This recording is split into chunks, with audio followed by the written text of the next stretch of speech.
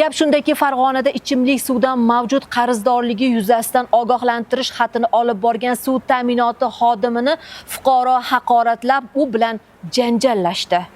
Ma'lum qilinishicha, holat kuni kecha Farg'ona viloyati Buvayda tumanidagi suv ta'minoti xodimi hamda fuqaro o'rtasida ro'y bergan. Hasanqo'rg'on-Chamo'q EGT yo'liga borganimda iste'molchining qarzdorligi bo'yicha borib ogohlantirildi. Xonadonda suv hisoblagich bo'lmaganligi sababli jon soniga hisob-kitob qilib me'yoriy to'lovlar hisoblandi. Qarzdorligini topshirganimda aktini yozib janjal qilishdi.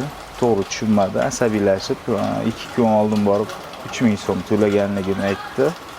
Men 3000 so'm oldindan to'lab o'tmasligini aytdim va aka janjallashib haqoratlar qildi. Qog'ozni yirtib otib tashladi. Iste'molchini haqorat qilish mumkin emasligi uchun indamasdan qaytib keldim ishxonamga. Qarzim-sha, hech qanaqa qarzim yo'q. Boshqatdan hammasini to'g'rilashadi hali.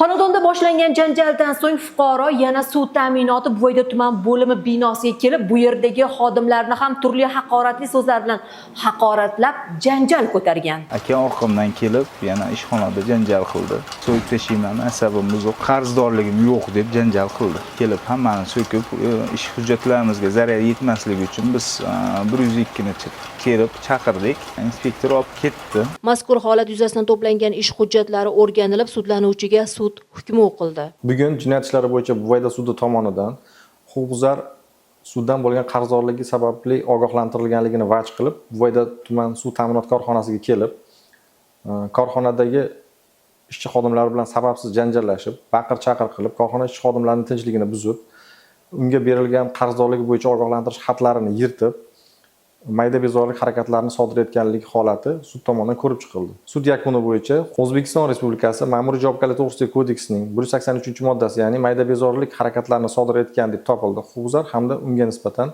mazkur modda bilan 5 sutka ma'muriy qamoq jazosi tayinlandi. Har qanday huquqbuzarlik va jinoyatga jazo muqarrar. Ichayotgan suvimiz esa totli. Aynan o'zimiz iste'mol qilayotgan suvdan qarzdorligimizni so'rab kelayotgan mas'ullarga yuqoridagi kabi muomala qilishimizchi qanchalik to'g'ri? Xulosa o'zingizdan.